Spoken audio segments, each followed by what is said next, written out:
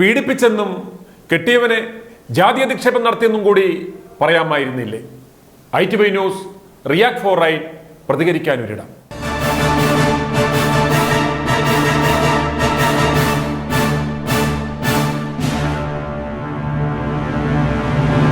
ITV news react for റൈറ്റിൽ ഇന്ന് രാവിലെ ഞങ്ങൾ ജനങ്ങളുടെ പ്രതികരണത്തിനായി നൽകിയ ചോദ്യം ഇതായിരുന്നു: നുണച്ചിക്കും മാപ്പിളയ്ക്കുമെതിരെ കേസെടുക്കേണ്ടേ? നടുറോഡിൽ പട്ടിഷോ കാണിച്ച അന്തം കമ്പനി നുണച്ചിക്കും ലവിടെ മാപ്പിളയ്ക്കുമെതിരെ കേസെടുക്കണ്ടേ എന്ന്. ഏതായാലും ഇത്രയും നുണകൾ പടച്ചുവിട്ട സ്ഥിതിക്ക് തന്നെ പീഡിപ്പിച്ചെന്നും ഭർത്താവിനെ ജാതിപ്പേര് വിളിച്ച് അധിക്ഷേപിച്ചു എന്നും കൂടി പറഞ്ഞിരുന്നെങ്കിൽ ഇത്തിരി കൂടി നന്നാകില്ലായിരുന്നു എന്നാണ് നുണച്ചി മേയറോടും അവരുടെ കെട്ടിയവനോടും ജനങ്ങൾ ചോദിച്ചത്. മേയർ ആര്യ രാജേന്ദ്രന് ജാഗ്രതക്കുറവ് ഉണ്ടായിട്ടില്ല. വിഷയം പാർട്ടിയുടെ ശ്രദ്ധയിൽപ്പെട്ടിട്ടുണ്ട്. ബസ് ഡ്രൈവർക്കാണ് ജാഗ്രതക്കുറവുണ്ടായിട്ടുള്ളത്. അയാൾക്കെതിരെ കടുത്ത നടപടിയെടുക്കണം എന്നാണ് കീറ്റപ്പല്ല് വിളിയിലിട്ട് സ്വതസിദ്ധമായ ശൈലിയിൽ പാർട്ടി സെക്രട്ടറി മൊഴിഞ്ഞത്. ആ ഡ്രൈവറെയാണ് ജാഗ്രത കുറവുണ്ടായത്. അദ്ദേഹത്തിനെതിരായിട്ട് മുമ്പ് ഇതേപോലുള്ള പ്രശ്നങ്ങൾ ഉണ്ടായിരുന്നു ആ ഡ്രൈവർക്ക്. അപ്പോൾ ആ ഡ്രൈവർ ശരിയല്ലാത്ത രീതിയിലെ ചില ആംഗ്യങ്ങളൊക്കെ കാണിച്ചതിന്റെ ഭാഗമായിട്ട് വന്ന പ്രശ്നം അത്. കണ്ട മാപികളുടെ കോഴ മേടിച്ച് മകളുടെ നേർച്ചപ്പെട്ടിയിലിട്ട ഒരു മുഖ്യനെയും പദവി കിട്ടാതെ BJPയിലേക്ക് ഒളിച്ചോടുവാൻ പോയ തൊണ്ടയിൽ ഉണ്ട കുടുങ്ങിയ പാരമ്പര്യം പറഞ്ഞു നടക്കുന്ന LDF കൺവീനറെയും വെള്ളപൂശുവാൻ ബ്രഷുമായി നിൽക്കുന്ന പാർട്ടി സെക്രട്ടറി എന്ന പിണറായിയുടെ അറ്റൻഡർക്ക് ഇതിൽ കൂടുതൽ പറയുവാനുള്ള സ്വാതന്ത്ര്യം നിലവിലില്ല എന്ന് ജനങ്ങൾ മനസ്സിലാക്കുക.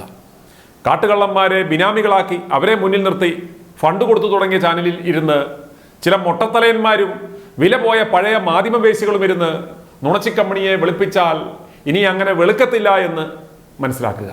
നൂറുകണക്കിന് ജനങ്ങളാണ് ഈ വിഷയത്തിൽ ITV ന്യൂസ് റിയാക്ട് ഫോർ റൈറ്റിൽ വിളിച്ച് പ്രതികരണം അറിയിച്ചു കൊണ്ടിരിക്കുന്നത്. ഇതാണ് കേരളത്തിന്റെ മനസ്സ്.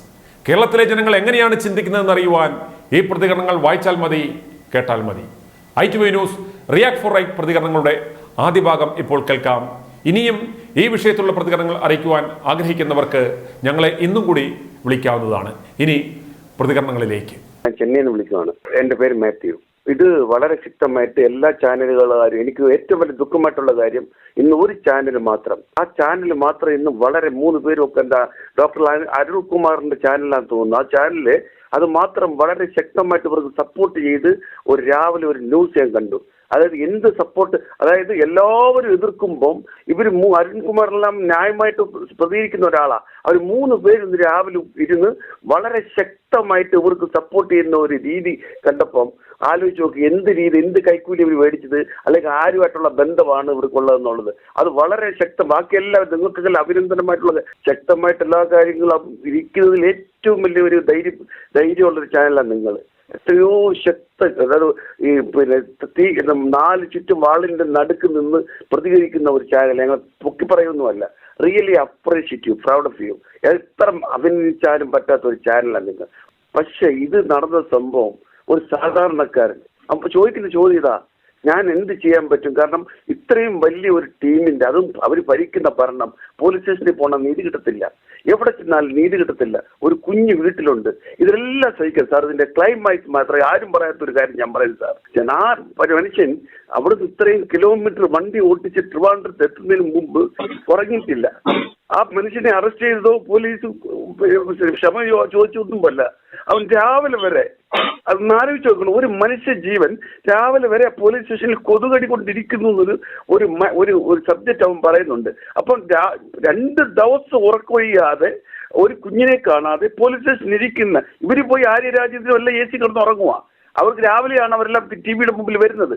പക്ഷേ ഈ മനുഷ്യൻ കൊതുകടി കൊണ്ട് സ്റ്റേഷനിൽ ഇരിക്കുമ്പോൾ അവൻ ഏർക്കണവേ രാവിലെ തൊട്ടേ വണ്ടി ഓട്ടിച്ച് ക്ഷീണം വേറെ, നൈറ്റ് വന്നു ക്ഷീണം വേറെ, ഒരു രാത്രി മൊത്തം ഉറക്കം ഒഴിഞ്ഞു പിറ്റേന്ന് രാവിലെ വീണ്ടും ഡ്യൂട്ടിക്ക് പോകാനായിട്ട് ഒരുങ്ങുകയാണ്. ഒന്ന് ആലോചിച്ച് നോക്കണം, ഒരു മനുഷ്യന്റെ ഏറ്റവും അവസാനത്തെ നിമിഷം ഈ ലോകത്തിൽ ഏതെങ്കിലും ഒരു മനുഷ്യൻ കിട്ടാൻ പറ്റുമോ? അവൻ ആ ഉറക്കം ഒഴിഞ്ഞിട്ട് പോയി വീണ്ടും കുളിച്ചിട്ട് ചിലപ്പോൾ അവൻ ഡ്യൂട്ടിക്ക് വരണ്ടെന്ന് പറയുന്നു. ഒന്ന് ആലോചിച്ച് നോക്കണം, ഒരു മനുഷ്യ ജീവന്റെ വിലയിട്ടില്ല ഇവർ കളിക്കുന്നത്. ഇവരൊക്കെ എങ്ങനെ, അവർ പറയുന്നത് എനിക്കുണ്ട് 8 മാസമുള്ള കുഞ്ഞെന്ന്, അയാൾ പറയുന്നത് എനിക്കുമുണ്ട് 8 മാസമുള്ള കുഞ്ഞെന്ന്. അവൻ പറയുന്നത് നിങ്ങൾക്ക് നോക്കാൻ വീട്ടിൽ ആളുണ്ട്, സെർവൻ്റ് ഉണ്ട്, നിങ്ങൾക്ക് അമ്മയുണ്ട്, എൻ്റെ ഒരു കുഞ്ഞ് വീട്ടിൽ തരിച്ചാണ്. ഒന്ന് ആലോചിച്ച് നോക്കണം, ഒരു മനസ്സാക്ഷിയെ കിടിലേക്ക് കൊള്ളിക്കുന്ന ഒരു സംഭവമല്ലേ നടന്നത്. അവരെത്ര കോടീശ്വരനായിക്കോട്ടെ, എത്ര ഇതായിക്കോട്ടെ, പക്ഷെ എല്ലാവരും തേച്ച് എല്ലാ ചാനലും തേച്ചിട്ടുണ്ട്. പക്ഷെ നിങ്ങളും അത് വളരെ ഇഷ്ടമായിട്ട് എനിക്ക് നിങ്ങളുടെ ചാനലാണ് എനിക്ക് വളരെ ഇഷ്ടം. കാരണം എല്ലാ കാര്യങ്ങളും നിങ്ങൾ വളരെ എത്ര വലിയവനായാലും ഉള്ള കാര്യങ്ങൾ ഓപ്പണായിട്ട് പറയുന്ന ഒരു ചാനലാണ് നിങ്ങൾ അവിടെ ചെയ്യും. അത് എത്ര നാൾ നിങ്ങൾക്ക് ദൈവം ആയുസ് തരുമെന്ന് പറയാൻ പറ്റത്തില്ല. കാരണം വളരെ ശക്തമായിട്ട് എതിരായിട്ടിരിക്കുന്നത്. നിങ്ങൾ വെളിയിൽ എങ്ങനെ നടന്നിക്കുന്നു, നിങ്ങൾ എങ്ങനെ ഉറങ്ങുന്നു, നിങ്ങൾ എങ്ങനെ ആഹാരം കഴിക്കുന്നു, ഞങ്ങൾക്ക് പേടിയാണ്. എങ്കിൽ പോലും നിങ്ങൾക്ക് വേണ്ടി പ്രാർത്ഥിക്കുന്നുണ്ട്. പക്ഷെ എങ്കിൽ പോലും എത്രയോ കാര്യങ്ങൾ എല്ലാ കാര്യങ്ങളും ക്രിസ്ത്യാനി ആയാലും ഹിന്ദു ആയാലും മുസ്ലിം ആയാലും എല്ലാവരും ഒരേ രീതിയിൽ നിങ്ങൾ അവതരിപ്പിക്കുന്നു. അല്ലാതെ ജാതി നോക്കിയോ മതം നോക്കിയോ പിന്നെ അല്ലെങ്കിൽ കക്ഷി രാഷ്ട്രീയം നോക്കിയെന്നല്ല. നിങ്ങൾ RSകാരനായാലും BJPക്കാരനായാലും കോൺഗ്രസ്സുകാരനായാലും അത് ഏതവനായ പോലും സത്യസന്ധമായിട്ട് അവതരിപ്പിക്കുന്ന ഒരു ചാനലാണ് നിങ്ങൾ റിലീഫ്. അവിടെ എനിക്ക് സമയം നിങ്ങൾ തരാത്തതുകൊണ്ട് ഇത്രയും പറഞ്ഞ് അവതരിക്കുന്നു. ഇതൊരു നീതി, ഇത് പബ്ലിക്കിന്റെ മുമ്പിൽ ദിലീപിന്റെ കേസ് പോലെ ഇത് തീർച്ചയായിട്ടും ഒരു നല്ല രീതിയിൽ കൊണ്ടുവരണം പ്ലീസ്. എൻ്റെ പേര് ദിലീപ് എന്നാണ്. ഞാൻ നേരത്തെ ട്രാൻസ്പോർട്ടിലായിരുന്നു. ഞാൻ വട്ടിയൂർക്കാണ് താമസിക്കുന്നത്. അപ്പൊ ഇതിലെ ഈ ഡ്രൈവറിനെ സംബന്ധിച്ച് അയാൾ ഓൾറെഡി ശിക്ഷിക്കപ്പെട്ടിരിക്കുകയാണ്. കാരണമെന്ന് വെച്ചാൽ അയാളെ ഇപ്പോൾ താൽക്കാലികമായിട്ട് ഡ്യൂട്ടിയിൽ നിന്ന് മാറ്റി നിർത്തുന്നു എന്ന് പറയുകയാണ്. അപ്പോൾ ഒരു ഉദാഹരണം ഞാൻ പറയുകയാണ്. ഒരു 10 ദിവസം കഴിഞ്ഞിട്ട് അയാളുടെ അടുത്ത് ഡ്യൂട്ടി കയറാൻ പറഞ്ഞു എന്നിരിക്കട്ടെ.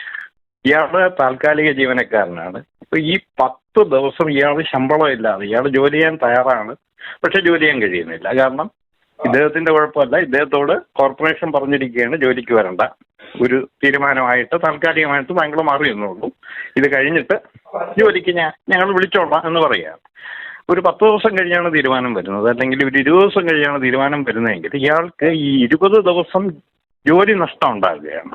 അപ്പോൾ ഇദ്ദേഹം 20 ദിവസം കഴിഞ്ഞിട്ട് കുഴപ്പമില്ല നിങ്ങൾ കയറിക്കൊള്ളൂ എന്ന് പറഞ്ഞാൽ ഈ 20 ദിവസത്തെ ജോലി നഷ്ടം അത് കോമ്പൻസേറ്റ് ചെയ്യാനായിട്ട് യാതൊരുവിധ മാർഗവുമില്ല. ഒന്നാമത് ഇദ്ദേഹം താൽക്കാലിക ജീവനക്കാരനാണ്. ഒരു സ്ഥിര ജീവനക്കാരനെ സംബന്ധിച്ചാണെങ്കിൽ അയാളുടെ അവൈലബിൾ ആയിട്ടുള്ള ലീവ് വേണമെങ്കിൽ ഉപയോഗിക്കാം. താൽക്കാലിക ജീവനക്കാരനാകുമ്പോഴത്തേക്കും അത് ഉപയോഗിക്കാൻ പറ്റില്ല.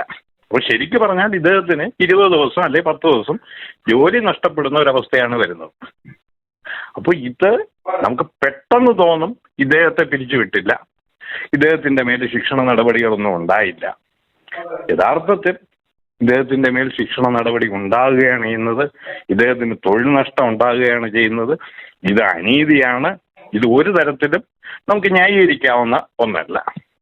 അല്ലെങ്കിൽ ഇദ്ദേഹത്തെ തിരിച്ചെടുക്കുമ്പോൾ ഇദ്ദേഹത്തിന് നഷ്ടമാകുന്ന ഈ തൊഴിലിന് ഇദ്ദേഹത്തിന് ശമ്പളം നൽകി തിരിച്ചെടുക്കാനുള്ള ഒരു സംവിധാനം ഉണ്ടാകണം. അതൊരിക്കലും സാധ്യമല്ല. ശരിക്കും പറഞ്ഞാൽ ഈ പാവം മനുഷ്യൻ ശിക്ഷിക്കപ്പെടുകയാണ് ചെയ്തത്. നമുക്ക് പ്രത്യക്ഷത്തിൽ ഇദ്ദേഹത്തിന് എതിരെ നടപടിയൊന്നും സ്വീകരിച്ചില്ല എന്ന് തോന്നുമെങ്കിലും യഥാർത്ഥത്തിൽ ഈ പാവ മനുഷ്യൻ ശിക്ഷിക്കപ്പെടുകയാണ് ചെയ്യുന്നത്.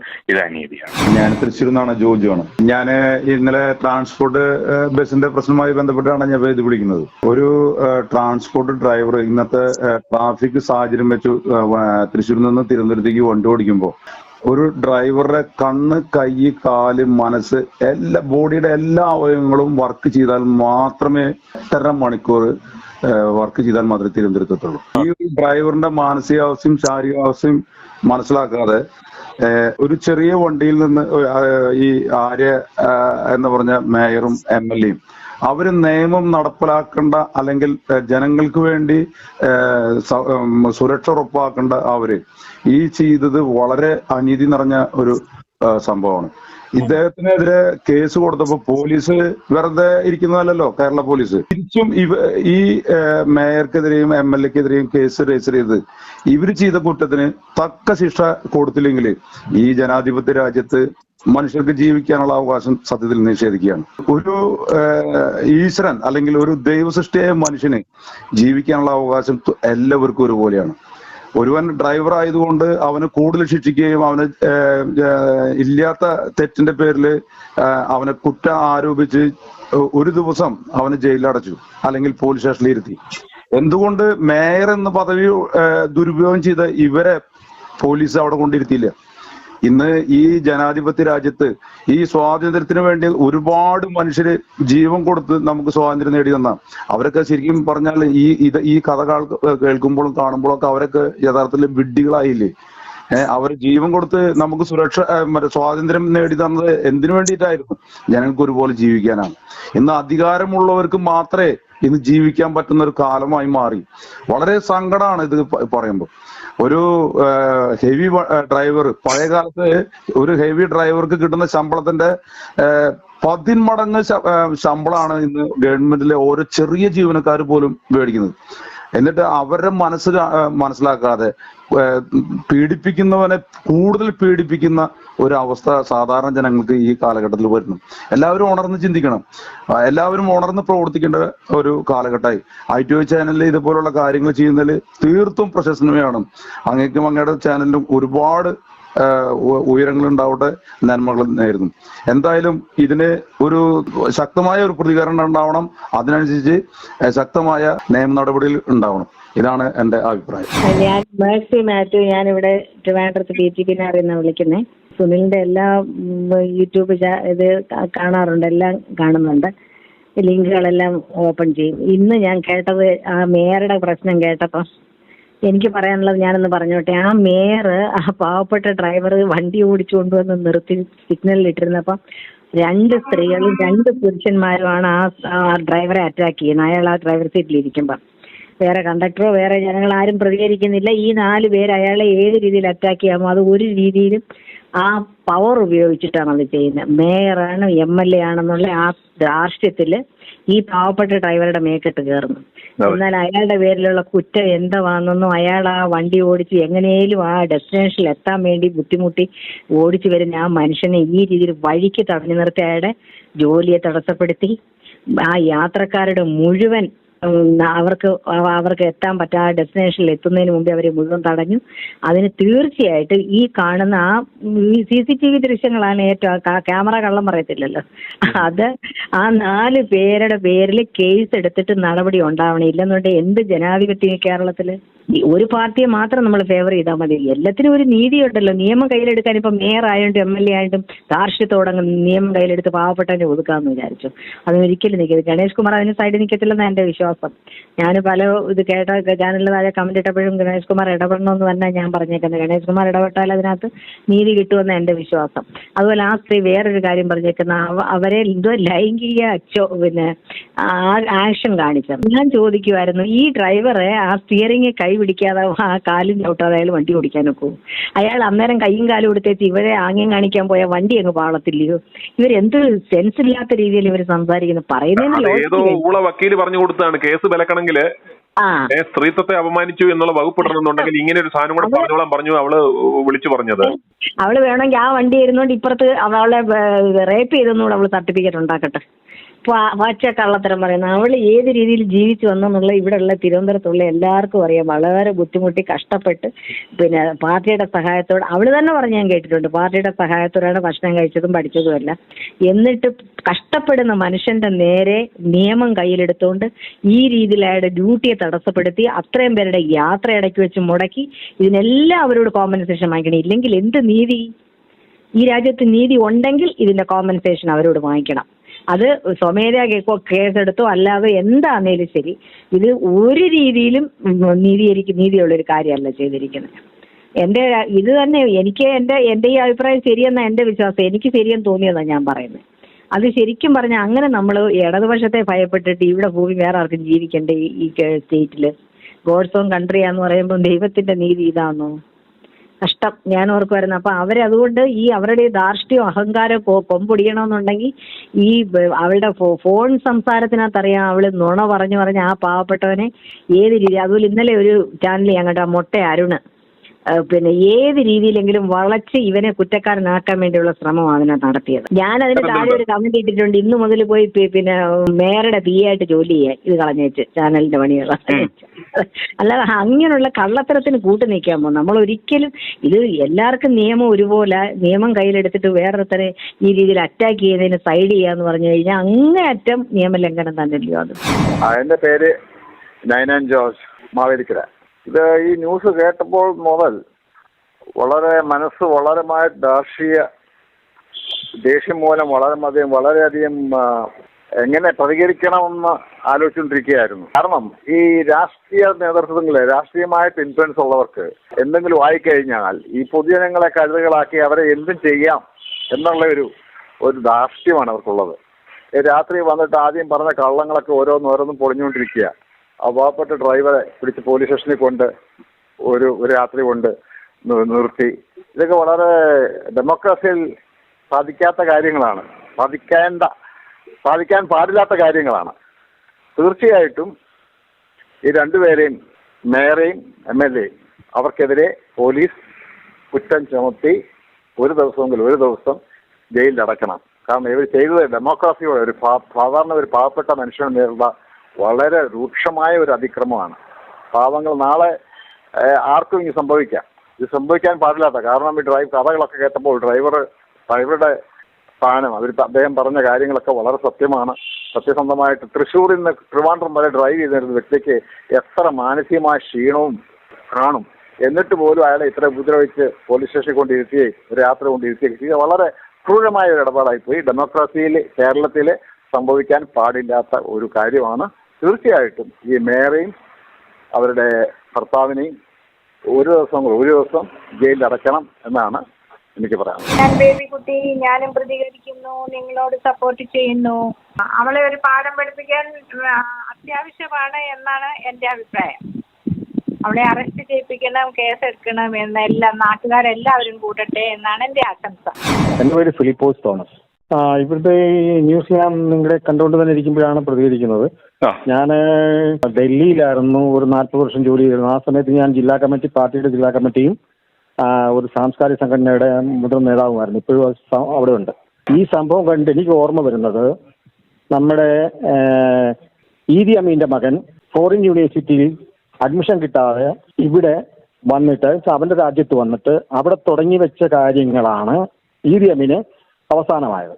അതുപോലെ തന്നെ ഇറാഖില് സദ്ദാം ഹുസൈന്റെ മകൻ ഉദയ് ഹുസൈൻ, അവനും ചെയ്തു വെച്ച ഭീകര പ്രവർത്തനത്തിന്റെ ആയിരുന്നു അങ്ങേരുടെയും അവസാനം. എന്ന് പറഞ്ഞ പോലെ ഈ 2 ജന്മങ്ങൾ സത്യം പറഞ്ഞാൽ ഞങ്ങൾക്കൊക്കെ ഈ പാർട്ടിയിൽ വിശ്വസിച്ച് പോയിരുന്നല്ലോ എന്ന് നാണം കെടുകയാണ്. ഇപ്പം കേരളത്തിൽ വന്ന് ഞാൻ സ്ഥിരതാമസമാക്കി വളരെ സങ്കടത്തോടു കൂടി പറയുകയാണ്, ഇത്രമേൽ അഴിഞ്ഞാട്ടമുള്ള ഒരു പാർട്ടി വേറെ ലോകത്തിൽ കണ്ടിട്ടില്ല. ഇവിടെ മാർക്സിസം ഇല്ല, ഇവിടെ പിണറായിസം മാത്രമാണ്. അത് ഈ പാർട്ടിയുടെ അന്തം കുറിക്കാൻ പോകുന്ന ഒരു ലക്ഷണമാണ്. ഈ സംഭവത്തെ പൂർണ്ണമായി നിന്ദിച്ചുകൊണ്ട് ഞാൻ നിങ്ങളുടെ ഈ തുടക്കത്തിനെ സപ്പോർട്ട് ചെയ്തുകൊണ്ടിരിക്കും. എൻ്റെ പേര് രാജു, അടൂരിന്ന.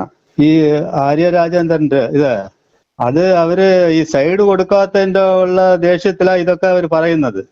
അവര് MLAയും ഈ ആര്യ രാജേന്ദ്രൻ മേയറുമായിട്ട് അങ്ങോട്ട് പോകുന്നല്ലോ, അപ്പൊ ഞങ്ങൾക്ക് സൈഡ് തന്നില്ല എന്നുള്ള ഇതിലാ ഈ ഡ്രൈവറിനെ പറ്റി ഈ കുറ്റങ്ങളെല്ലാം പറയുന്നത്.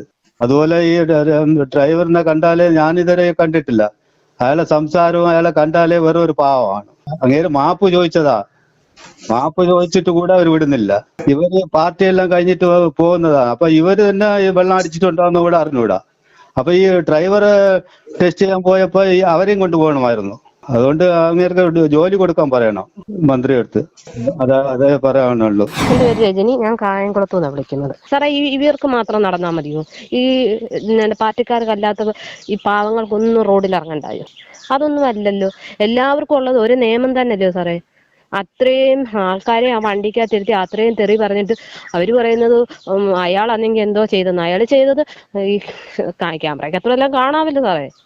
ഇങ്ങനെയുള്ള ആൾക്കാരുണ്ടല്ലോ സാറേ. എന്തിനാ സാറേ ഇങ്ങനെയൊക്കെ ഉള്ളവരെ മേയറായിട്ടൊക്കെ വെച്ചേക്കുന്നത്? ഇവരെയൊക്കെ എന്നേ അടിച്ചിറക്കി കളഞ്ഞിട്ട് അവിടെ ശുദ്ധികലശം വല്ലതും ചെയ്യണം.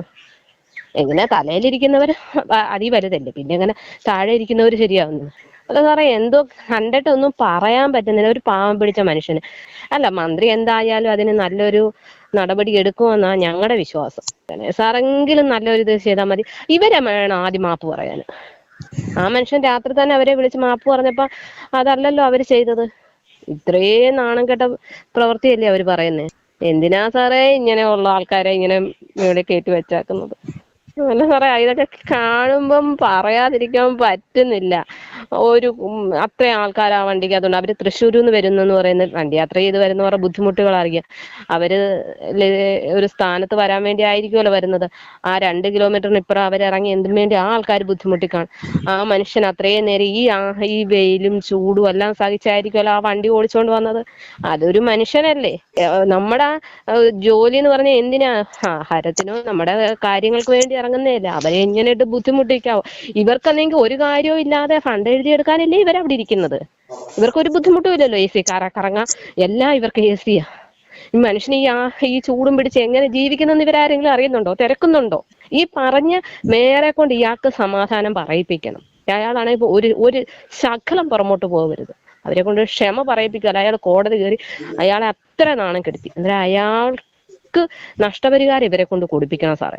എന്റെ പേര് ബിജു എന്നാണ്. ഞാൻ വിളിക്കുന്ന ആയൂർ എന്നാണ്. സാറിപ്പോ ഈ ഇട്ട ന്യൂസിനകത്തെ എനിക്ക് വളരെ പ്രതികരിക്കാനുള്ളൊരു വിഷയം എന്ന് പറഞ്ഞാൽ, ആ ബസ് തടഞ്ഞു നിർത്തിയിട്ട് ഈ MLA അകത്ത് കയറി പറഞ്ഞ വാക്ക്, അതായത് യാത്രക്കാരുടെ ഇറങ്ങി റോഡിൽ നിൽക്കാൻ. യാത്രക്കാർ ഇവിടെയുള്ള എന്ത് വകുപ്പാണ്? യാത്രക്കാർ ചെയ്ത തെറ്റെന്താണ്?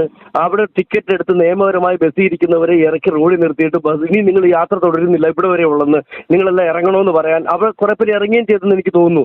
അത് അവിടെ ആരും പ്രതികരിച്ചതുമില്ല. ഇനി MLA തന്നെ മുഖ്യമന്ത്രി വന്ന് പറഞ്ഞാൽ ഇറങ്ങേണ്ട വിഷയം എന്താണ്? നമ്മൾ നിയമപരമായി യാത്ര ചെയ്യാൻ ടിക്കറ്റ് എടുത്ത് വെച്ചേക്കാണ്. നമ്മളെ ഇറക്കി വിട്ടിട്ട് അങ്ങനെ ഒരു നാടകം കാണിച്ചത് വളരെ തെറ്റായിപ്പോയി. അത് വളരെ പ്രതിഷേധാർഹമായ സംഗതിയാണ് സാറേ. സാർ ഇങ്ങനെ പ്രതികരിക്കുന്നതിൽ വളരെ സന്തോഷമുണ്ട്. സുരേഷ് മാത്യു, ആലുവ. കേസെടുക്കണം, പക്ഷെ പിണറായി ഭരിക്കുമ്പോൾ ഒന്നും നടക്കുമെന്ന് തോന്നുന്നില്ല. ഗവാസ്കറെ എനിക്ക് നല്ല ഓർമ്മയുണ്ട്.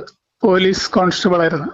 മറ്റേ മൊബൈൽ ഫോൺ വെച്ച് ഇടിച്ചില്ലേ, പുള്ളിക്കുണ്ടായ അനുഭവം എനിക്ക് നല്ല ഓർമ്മയുണ്ട്. അപ്പൊ യദുവിനെ അല്ലാത്ത രീതിയിൽ സഹായിക്കാനാണ് എല്ലാവരും ശ്രമിക്കേണ്ടത്. കാരണം കേസിൽ ഒരിക്കലും നീതി കിട്ടില്ല, കേരളത്തിൽ കിട്ടില്ല.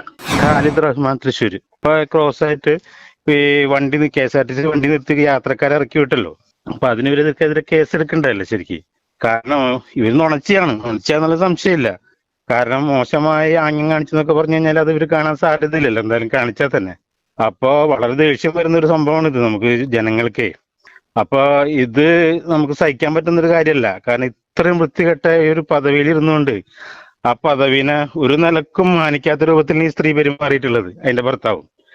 അപ്പൊ തീർച്ചയായിട്ടും ഇവർക്കെതിരെ കേസ് ഉണ്ടാവേണ്ടതാണ്, കേസ് എടുക്കേണ്ടതാണ്. ഗണേഷ് കുമാർ എന്തൊക്കെ ഡ്രൈവർക്കെതിരെ കേസ് എടുക്കുന്നില്ല എന്നൊക്കെ പറഞ്ഞിട്ട് എന്തൊക്കെ പറഞ്ഞാൽ പിരിച്ചുവിടുന്നില്ല എന്ന് ഒക്കെ പറഞ്ഞാൽ അത് മാത്രം പോരാ. തീർച്ചയായിട്ടും അതിനെതിരെ നടപടി എടുക്കണം. KSRTCയുടെ ഭാഗത്തുനിന്ന് നടപടി ഉണ്ടാവണം. ഇവർക്കെതിരെ ഇപ്പൊ യാത്രക്കാർക്ക് കൺസ്യൂമേഴ്സ് പുറത്തിൽ പോകാവുന്നതാണ്, ഏതോ യാത്രക്കാർ. അപ്പൊ അതിനുള്ള ഒരു തീരുമാനം ഉണ്ടാക്കിയിട്ട് അവരെ കൊണ്ട് തന്നെ കേസ് കൊടുപ്പിക്കണം ഇവർക്കെതിരെ. അതാണ് എനിക്ക് പറയാനുള്ളത്. ഞാൻ വെള്ളനാടെന്നാണ് വിളിക്കുന്നത്. എന്റെ പേര് സുരേഷ് എന്നാണ്.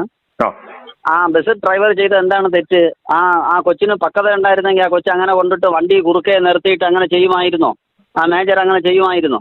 എന്നാൽ ഈ സാധാപ്പെട്ട ഒരുത്തനാണ് ഇങ്ങനെ അത് ചെയ്തിരുന്നെങ്കിൽ എന്തെല്ലാം പ്രശ്നം ഉണ്ടാകുമായിരുന്നു, എന്തെല്ലാം രീതിയിൽ കേസ് ഇത് ചെയ്യുമായിരുന്നു.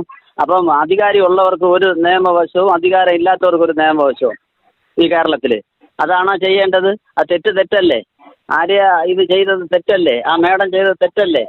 150 പ്രാവശ്യവും തെറ്റല്ലേ അത് ചെയ്തത്? എങ്ങനെ തോന്നുന്നത്? കണ്ടോണ്ടിരിക്കണം, നമുക്ക് തന്നെ അത് പിടിക്കുന്നില്ലല്ലോ.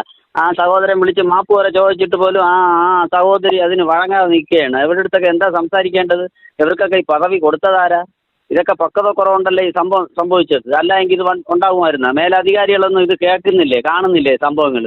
അപ്പൊ ഇതല്ലേ സത്യാവസ്ഥ. അപ്പൊ ഇതിനു വേണ്ടി ആരും ഇത് പ്രതികരിക്കാത്ത എന്താ? അധികാരികൾ. എന്നാൽ സാധാപ്പെട്ട ഒരു കാറും കൊണ്ട് ഇങ്ങനെ പോയിക്കിട്ട് എന്നിട്ടും അവർ പറയാണ് ഞാൻ ഇങ്ങനെ ഞാൻ ആരാണെന്ന് ചോദിക്കുന്നത് അറിയാമോ അതെന്നെ പറയണ്ടേ? ഈ മേഡം പറയണ്ടേ ഞാൻ ഇങ്ങനെ മേജർ ഇതാണെന്ന് പറയണ്ടേ? അതുപോലും അത് പറയാൻ വേണ്ടിയിട്ടുള്ളൊരു കൂട്ടാക്കുന്നില്ല. ആ സഹോദരൻ വിളിച്ച് മാപ്പ് ചോദിക്കുന്നു. ആ ഡ്രൈവറുടെ ഭാര്യ മരിച്ചുപോയി, ഒരു കൊച്ചിനെ നോക്കണമെന്നൊക്കെ അയാൾ പറയുന്നുണ്ട്. അപ്പൊ ഉറക്കം ഒഴിഞ്ഞു. അപ്പൊ ഇത് ആരെ? ഈ ബസ്സിലൊന്നും ഈ ബസ്സിൽ ടിക്കറ്റ് എടുത്ത് പോയവരെ ഇറക്കി വിടാൻ ഏത് പോലീസ് അധികാരം കൊടുത്തിട്ടുള്ളത്? ആർക്കാ അങ്ങനെ ചെയ്യാൻ പറ്റുക? ഞങ്ങളെല്ലാം ആ ബസ്സിനകത്തുണ്ടായിരുന്ന കറക്റ്റായിട്ടുള്ള നടപടി എടുക്കുമായിരുന്നു അപ്പോൾ തന്നെ. ബസ്സൊന്നും അങ്ങനെ ചെറുക്കാനോ ബസ്സിലിരിക്കുന്നവരെ ഇറക്കി വിടാനോ ഒരു നിയമവശം ഇല്ല. അങ്ങനെയാണ് എനിക്ക് തോന്നുന്നത്. നമ്മൾ പഠിച്ചത് അതങ്ങനെയാണ് അത് ഇറക്കി വിടാൻ പറ്റിയത്. അപ്പൊ നിയമം എല്ലാവർക്കും ഒരേപോലെ അല്ലേ അത് ചെയ്യേണ്ടത്? എൻ്റെ പേര് ഗോപാലകൃഷ്ണൻ. പിന്നെ പൊൻകുന്നാണ് ഇവിടെ. കാരണം ഇതുപോലെ നമ്മുടെ നാട് ഇതുപോലെ നശിച്ചു പോയ നാടായാലും കാരണം ഒരു പാവപ്പെട്ട ഒരുത്തനെ പിന്നെ വഴി നിർത്തിയിട്ട് അവളെയൊക്കെ വാസം പറഞ്ഞ സാറേ അവളെയൊക്കെ നടുറൂട്ടി വെച്ച് അടിച്ച് ശരിയാക്കാറുണ്ട്. കാരണം നമുക്ക് ഒരു പാവപ്പെട്ട ഒരു അവൻ അയാളെ കേട്ടപ്പോൾ തന്നെ സങ്കടം തോന്നുന്നുണ്ട്. ആ കുടുംബം പോറ്റാൻ വേണ്ടി ആളെ കഷ്ടപ്പെട്ട് അത്രയും മണിക്കൂറുകളോളം ഇവർക്കൊക്കെ നാണം ഉണ്ടോ? ഇവളെയൊക്കെ മേയറാക്കിയവരെ പറഞ്ഞാൽ പോരെ? അതല്ലേ നല്ലത്, ഏറ്റവും നല്ലത്. കാരണം ഒരു പാവപ്പെട്ട മനുഷ്യ അപ്പൊ ഇവർക്ക് മാത്രം ജീവിച്ചാൽ മതിയോ ഈ നാട്ടിൽ, കേരളത്തിൽ? വേറെ ആർക്കും ജീവിക്കണ്ട നേരം? അതാണോ എൻ്റെ അർത്ഥം? പാവപ്പെട്ടവനൊന്നും ഇവിടെ ജീവിക്കാൻ മേലാത്തൊരവസ്ഥയല്ലേ ഇപ്പം വന്നിരിക്കുന്നത്. കാരണം അയാൾ കഷ്ടപ്പെട്ട് അത്രയും ദൂരം വന്നിട്ട് എന്നിട്ട് വഴി തടഞ്ഞു. ഇവളാരാ? രാജാവോ? ഇവളാരാ? ഇവിടെ മേയറെന്ന് പറഞ്ഞാൽ തന്നെ അവളാരാ? രാജാവാണ് അവള്? രാജ്ഞിയാണോ അവള്? അവളൊക്കെ ഇവിടെ ജയിലിൽ അടയ്ക്കാൻ വേണ്ട വാസം പറഞ്ഞാൽ? അതാ ചെയ്യേണ്ടത്, ജയിലിൽ അടയ്ക്കണം. അതാ ഇവിടെ നിയമം. ഇവിടെ നിയമം ഇല്ലല്ലോ. അവർക്കല്ലേ നിയമമുള്ളൂ അല്ലേ? അവർക്കല്ലേ നിയമമുള്ളൂ, വേറെ ആർക്കും നിയമം ഇല്ലല്ലോ. കൊള്ളായതായാലും ഓരോ സാറിന് ഇപ്പം ഞാൻ അത് ഇപ്പം കണ്ടച്ച് ഞാൻ ഉടനെ വിളിക്കുന്നതാണ്. കാരണം ഇപ്പം സാധാരണക്കാർക്ക് റോഡിൽ നടക്കാൻ മേലാത്തൊരവസ്ഥയാണ് ഇപ്പം. അവരുടെ ഗുണ്ടായുസവും എല്ലാം കൊണ്ട് തന്നെയാണ് ഇവിടെ ഈ ആൾക്കാർ പേടിച്ച് ഓരോ റോഡിൽ നടക്കുന്നതൊക്കെ. എനിക്ക് തന്നെ അറിയാവുന്ന കാര്യങ്ങളാണ്. എന്ത് വേണേലും എപ്പം വേണേലും സംഭവിക്കാം, ആർക്ക് വേണേലും എന്ത് സംഭവിക്കും. അവരാൾക്കാർക്ക് മാത്രമേ ജീവിക്കാൻ പറ്റുന്നുള്ളൊരവസ്ഥയാണ് ഇപ്പോൾ വന്നിരിക്കുന്നത്. ഇവിടെ നിയമമുണ്ട്. പോലീസല്ല അവന്മാരെ സാറ് പറഞ്ഞ പോലെ അടിപ്പാവാടയും പിന്നെ കഴി നടക്കണമാരല്ലേ പോലീസുകാരെ? അതല്ലേ പറ്റിയിരിക്കുന്നത്. വേറെ പിന്നെ നല്ല അന്തസ്സുള്ള പോലീസുകാർ പണ്ടത്തൊക്കെ അതിൻ്റെ ചെറുപ്പത്തിലൊക്കെ ഉണ്ടായിരുന്നു. ഇപ്പം അന്തസ്സെന്ന് പറയുന്നവന്മാർക്കുണ്ടോ പോലീസുകാർക്ക്? ഒന്നുമില്ലല്ലോ. അവർ പറയുന്നത് എന്താണോ അത് കേൾക്കും, അത്ര തന്നെ. അല്ലേ തന്നെ ഇപ്പൊക്കെ എന്നാ റോഡ് തടഞ്ഞ മാർഗദർശനം. ഞാനാണെങ്കിൽ സാറേ ബസ് ടിക്കറ്റ് എടുത്ത് ഞാൻ അവിടെ 2 പേരും കേസ് കൊടുത്തേനെ, ഉറപ്പായിട്ടും ചെയ്തേനെ. യാതൊരു മാറ്റം ഇല്ലാത്തവരാണ് ഞാൻ. കാരണം അതിനകത്ത് യാത്രക്കാർ ഇറങ്ങിയ ഏറ്റവും വലിയ മണ്ടത്തരായി. MLA ചെവിക്കലിൻ്റെ അടിക്കായിരുന്നു വേണ്ടത്, അതായിരുന്നു ചെയ്യേണ്ടത്. കാരണം അയക്കെന്നെ പറയേണ്ട അധികാരം? ടിക്കറ്റ് എടുത്ത ഒരാളുടെ ഇറങ്ങിപ്പോകാൻ പറയാൻ തെണ്ടിക്കാനും പറയേണ്ട അധികാരം? അതൊക്കെയാണോ വേണ്ടത്? ഒരു MLA എന്ന് പറഞ്ഞാൽ ആൾക്കാരെ സേവിക്കേണ്ടവനാണ്. നാട്ടുകാരെ വോട്ടും മേടിച്ചെടുത്തേച്ച് അവരെ ബസ്സിൽ നിന്ന് ഇറക്കി വിടുക. അയ്യോ ഭയങ്കരം തന്നെ, ഭയങ്കരം. സാറിൻ്റെ പ്രതികരണമൊക്കെ വളരെ നന്നാകുന്നുണ്ട് കേട്ടോ. വളരെയധികം നന്നാകുന്നുണ്ട്. ഞാൻ എന്നും കാണാറുണ്ട്. ഞാൻ അന്നമഞ്ഞക്കപ്പാണ്, പാലക്കാട് നിന്ന്. അത്രയും അഹങ്കാരം തലക്കി പിടിച്ച ഒരു ഭാര്യയും ഭർത്താവും കൂടെ കൂടി എത്ര കഷ്ടപ്പെട്ടിട്ടായിരിക്കാം ഈ യാത്രക്കാർ ആ വണ്ടിക്കകത്ത് കയറി അവിടം വരെ ഒന്ന് എത്താൻ വേണ്ടി തത്രപ്പാടോടുകൂടി പോയിട്ടുണ്ടാവുക. അവരെ വഴിയിലിറക്കി വിട്ടതിന് അവർക്ക് എന്തെങ്കിലും ന്യായീകരണം പറയാനുണ്ടോ? അത് മാത്രമല്ല, ഒരു ഡ്രൈവർ എത്ര സൂക്ഷ്മമായിട്ടാണ് ഈ തിരക്കിനിടയിൽ തൃശ്ശൂരിൽ നിന്ന് വണ്ടി ഓടിച്ച് തിരുവനന്തപുരം ചെല്ലുന്നതെന്ന് നമ്മൾ യാത്ര ചെയ്യുന്നതുകൊണ്ട് നമുക്കറിയാം. വളരെ സേഫായിട്ട് തന്നെയാണ്. ഞാൻ ഈ KSRTC സ്വിഫ്റ്റ് ബസ്സിലൊക്കെ കയറാറുണ്ട്, സ്ഥിരം യാത്ര ചെയ്യുന്നതാണ്. അപ്പം നമുക്കറിയാം അവരെത്രമാത്രം നല്ല രീതിയിലാണ് നമ്മളോടൊക്കെ ഇടപെടുന്നത് എന്നുള്ളത്. ഞാൻ എപ്പോഴും യാത്ര ചെയ്യുമ്പോൾ ഡ്രൈവറുടെ തൊട്ട് പുറകിലുള്ള ആ സീറ്റിലേ ഞാൻ ഇരിക്കാറുള്ളൂ. അവർ നമ്മളടുത്ത് ഭക്ഷണം കഴിക്കാൻ പോകുമ്പോൾ നമ്മളെ കൂട്ടിക്കൊണ്ട് പോകും, നമ്മൾക്ക് വേണ്ടി ഒരു വെയിറ്റ് ചെയ്യും. അങ്ങനെയൊക്കെയാണ് മിക്കവാറും KSRTC സൂപ്പർ ഫാസ്റ്റിലെ ഡ്രൈവേഴ്സൊക്കെ നമ്മളോടൊക്കെ ബിഹേവ് ചെയ്യുന്നത്.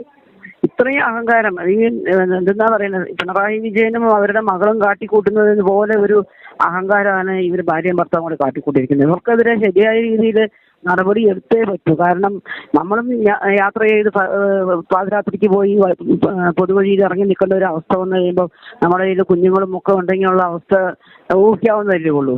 ഇതുപോലെ ഒരു വിഡ്ഢി കോമരങ്ങൾ എന്ന് എനിക്ക് പറയാൻ പറ്റുക. ഈ ഭാര്യയും ഭർത്താവും വിഡ്ഢി കോമരങ്ങളാണ്.